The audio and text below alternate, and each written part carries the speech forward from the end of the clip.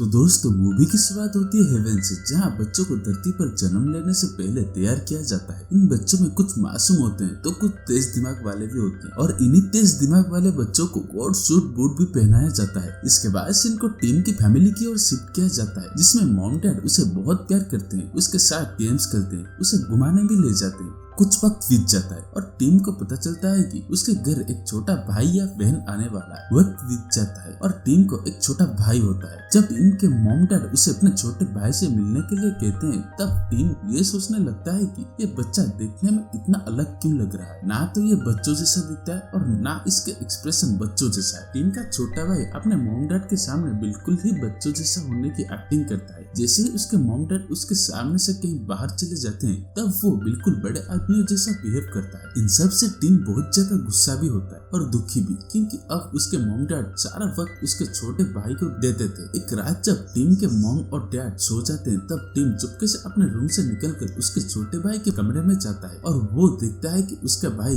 किसी से फोन पर बातें कर रहा है। ये सब देखकर टीम उस रूम का लाइट ऑन कर देता है, जिसके बाद बेबी बॉय टीम को देखकर घबरा जाता है। तभी टीम कहता है कि तुम कौन हो और फोन पर किससे बात कर रहे थे। सब कुछ सुनने के बाद बेबी बॉय टीम से कहता है कि तुम ये सब नहीं समझ सकते, ये कुछ पैसे लो और यहाँ से चले जाओ। जैसे ही टीम को पता चलता है कि बेबी यहाँ पर किसी मिशन से आया है, टीम उससे पूछता है कि तुम मुझे तुम्हारे प्लान के बारे में बताओ, और हाँ, मैं तुम्हारी सच्चाई मॉम और डैड को बता दूंगा। टीम की बात सुनकर बेबी बॉय कहता है कि तुम्हें जो करना है तुम कर लो, लेकिन मॉम डैड मुझसे तुमसे ज्यादा प्यार नहीं करेंगे, वो तुम्हारी बात पर कभी भी यकीन नहीं करेंगे। इसके बाद टीम वहाँ से अपने कमरे में चला जाता है। अगले दिन टीम ये सोच रहा होता है कि उसे कैसे भी करके अपने छोटे भाई यानी कि बेबी बॉय की असलियत मॉम डैड के सामने लानी ही होगी, लेकिन वो ये भी सोचता है कि बिना सबूत के उस पर कोई भी यकीन नहीं करेगा। उसे जल्द से जल्द प्रूफ्स इकट्ठा करना ही होगा। अगले दिन जब मॉम डैड काम से बाहर जाते हैं, तभी टीम एक रिकॉर्डर लगा देता है, जहाँ से वो बेबी बॉय की बातें रिकॉर्ड कर सके। इसके बाद से इनको बेबी बॉय की ओर से शिफ्ट किया जाता है, जो अपनी उम्र के छोटे बेबीज को घर पर बुलाकर एक मीटिंग रखता है। ये सारे बच्चे जैसे तो दिखते हैं, लेकिन इनका दिमाग बिल्कुल बड़ों जैसा ही होता है। बेबी अपने दोस्तों के साथ मीटिंग शुरू करता है, लेकिन उसे ये पता चल जाता है कि उसके बड़े भाई ने रिकॉर्डर लगा है, इसलिए वो अपने दोस्तों से शोर मचाने के लिए कहता है,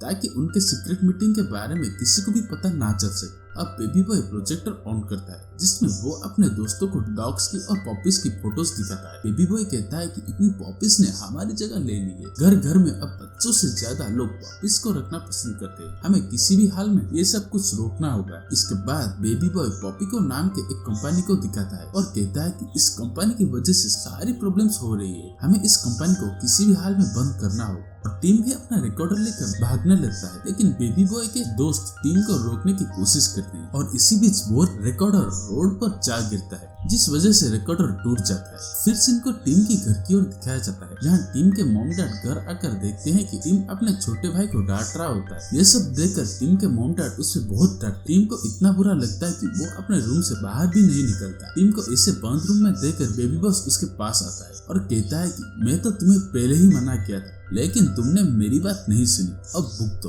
टीम अब अपने छोटे भाई से पूछता है कि आखिर तुम्हारा मकसद क्या है। तो बेबी बॉय कहता है कि चलो मेरे साथ हमारी दुनिया में। बेबी बॉय टीम को अपने साथ अपनी दुनिया में ले जाता है, जहाँ पर बहुत सारे बच्चे काम कर रहे होते हैं। ये सब देखकर टीम हैरान हो जाता है और बेबी बॉय से पूछता है कि ये सब इतने छोटे छोटे बच्चे फिर भी इतना काम कैसे कर लेते हैं। तो बेबी बॉय कहता है कि इन्हें कम मत समझना, ये सारे बच्चे बहुत स्मार्ट है। और हाँ, तुम ये जानना चाहते थे ना कि मैं किस मकसद से तुम्हारा घर आया हूँ, तो सुनो, मेरा मकसद ये है कि मुझे ये पता लगाना है कि आखिर डॉग्स के पास ऐसा क्या है कि लोग उनसे इतना प्यार करते हैं। वो साथ में ये भी कहता है कि अगर मैं ये काम कर दिया तो मुझे प्रमोशन मिलेगी। दोनों भाई एक कॉरिडोर से जा रहे होते हैं, जहाँ बहुत सारे फोटोज लगी होती है। तो बेबी बॉय टीम से कहता है कि देखो, ये मेरे बॉस हैं। टीम बेबी बॉय से पूछता है कि अगर तुम्हें जॉब से निकाल दिया गया तो तुम क्या करोगे। इसके बाद बेबी बॉय कहता है कि अगर ऐसा हुआ तो मुझे आम बच्चों की तरह जिंदगी बितानी होगी। मॉम डैड मुझे तुमसे ज्यादा प्यार करेंगे और तुम्हारे बारे में कोई भी नहीं सोचेगा। क्या तुम ऐसा चाहते हो? तो टीम तभी कहता है कि तुम अपना मिशन पूरा करो और वापस अपने दुनिया में चले जाओ, मुझे बस मेरे मॉम डैड का प्यार चाहिए। टीम की बातें सुनकर बेबी बॉय कहता है कि तुम्हें इसमें मेरी मदद करनी होगी। टीम बेबी बॉय से कहता है कि हाँ, मैं तुम्हारी मदद करूंगा। तो तभी बेबी बॉय कहता है कि हमारे मॉम डैड पॉपी को कंपनी में काम करते हैं और हमें वहाँ जाना होगा ताकि हम अपने मिशन के बारे में पता लगा सके। फिर रात हो जाती है और टीम बेबी बॉय से कहता है कि तुम्हारी वजह से मॉम डैड ने मुझे घर से बाहर नहीं जाने के लिए कहा है, अब तुम ही कहो मैं कैसे मदद करूँ तुम्हारी। तो बेबी बॉय कहता है कि तुम मेरे साथ खेलो, मुझे घुमाओ, मुझे खिलाओ, और ऐसा करने से मॉम डैड तुम्हारी पनिशमेंट खत्म कर देंगे। टीम बिल्कुल वैसा ही करता है जैसा उसके भाई ने उसे करने के लिए कहा था, जिसके बाद टीम के मॉम डैड उसको माफ कर देते हैं और अपने दोनों बच्चों को पॉपी को कंपनी घुमाने के लिए ले जाते हैं। बेबी बॉय का मिशन ये था कि वो उस फाइल को चुराए जिसमें नए पॉपी के डिटेल्स थे, लेकिन इन सब के बारे में कंपनी के बॉस को पता चल जाता है। पॉपी को कंपनी के बॉस और कोई नहीं बल्कि एक बेबी बॉस था जो कि पहले हेवन में काम करता था। बॉस बेबी बॉय से कहता है कि मैं भी पहले तुम्हारी तरह बेबी था, लेकिन मैंने एक मिशन ठीक से पूरा नहीं कर पाया, जिस वजह से मेरा मैजिकल मिल्क मुझे छीन लिया गया और मैं नॉर्मल जिंदगी जीने लगा। तो दोस्तों, आपके मन में भी ये चल रहा होगा कि आखिर ये मैजिकल मिल्क क्या है। एक्चुअली में मैजिकल मिल्क एक ऐसा मिल्क है जो बॉस बेबीज पीते हैं ताकि उनकी एज ना बढ़े और वो हमेशा के लिए बेबी बनकर ही रहे। और फिर बॉस बेबी बॉय से कहता है कि तुम्हें क्या लगता है कि तुम यहाँ से अपनी मर्जी से आए हो, तो तुम गलत हो। तुम्हें यहाँ मैंने अपनी प्लानिंग से बुलाया है ताकि तुम्हारे मैजिकल मिल्क चुरा सकूं और फिर से बच्चा बन सकूं। बॉस बेबी बॉय से उसका मैजिकल मिल्क चुरा लेता है और कहता है कि आज मेरा बदला पूरा हुआ। हेवन में मुझे जो इंसल्ट मिली थी, आज उस इंसल्ट का बदला मैंने ले लिया और अब मैं तुम्हारे मॉम डैड को भी मार दूंगा। ये सब सुनने के बाद टीम कहता है कि तुम मेरे मॉम डैड को कुछ मत करो, लेकिन बॉस टीम की एक भी नहीं सुनता। वो अपने भाई को इन दोनों बच्चों का बेबी सीटर बनाकर भेज देता है ताकि उनके मॉम डैड को बाहर भेजे और उन्हें मार दे। लेकिन टीम और बेबी बॉय इसी तरह से बेबी सीटर को चकमा देकर भाग जाते हैं। टीम और बेबी बॉय एयरपोर्ट में भाग रहे होते हैं, लेकिन पॉपी को कंपनी का ओनर उन्हें देख लेता है, जिसके बाद वो टीम के मॉम डैड को किसी तरह से फ्लाइट में बैठा देता है। ये सब देखने के बाद टीम अपने भाई को बहुत डांटता है। वो कहता है कि ये सब कुछ तुम्हारी वजह से ही हो रहा है, ना तुम हमारी जिंदगी में आते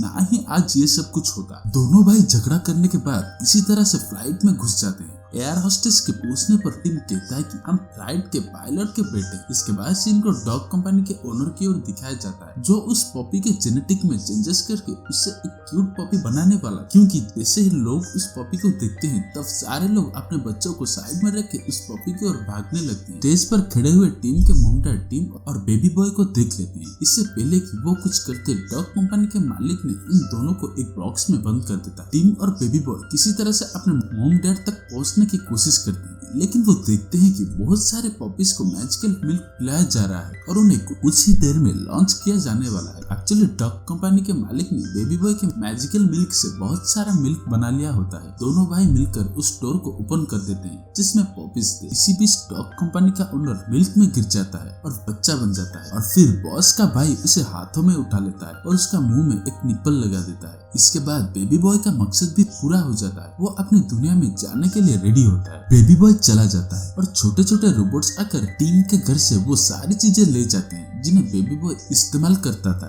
टीम के मॉम डैड के मेमोरी से बेबी बॉय को भी मिटा दिया जाता है, लेकिन टीम अब बेबी बॉय को बहुत मिस करता है। इसके बाद सीन को बेबी बॉय की ओर शिफ्ट किया जाता है, जहां उसे प्रमोशन मिल जाता है और उसका खुद का एक कैबिन भी होता है। लेकिन वो भी उदास होता है क्योंकि वो भी अपने मॉम डैड को बहुत मिस करता है। तभी उसे टीम का एक लेटर मिलता है जिसमें ये लिखा था कि तुम वापस आ जाओ। इसके बाद बेबी बॉय खुद को रोक नहीं पाता और उस लाइट में बैठ जाता है जहाँ से बच्चों को इंसानों की दुनिया में भेजा जाने वाला था। अगले ही सीन में हम देखते हैं कि टीम का छोटा भाई यानी कि बेबी बॉय अब उनके घर में फिर से जन्म लेता है और उनकी फैमिली अब खुशी खुशी एक साथ रहने लगते हैं। टीम अब बड़ा हो चुका है और उसकी एक बेटी भी होती है। वो अपनी बेटी को खुद की और बेबी बॉय की कहानी सुना रहा होता है। तभी वहाँ पर टीम का भाई आ जाता है जिसका नाम टेड होता है और टेड ही वही बेबी बॉय हुआ करता था, लेकिन अब ये बड़ा हो गया है। मूवी के आखिरी सीन में हमें एक रूम की ओर दिखाया जाता है जहाँ एक छोटी सी बच्ची दिखाया जाता है जो टीम की छोटी बेटी होती है, जहाँ हमें पता चलता है कि टीम की छोटी बेटी भी बॉस बेबी होती है। और दोस्तों, इसी के साथ इस मूवी की पहली पार्ट यहीं पर खत्म होती है।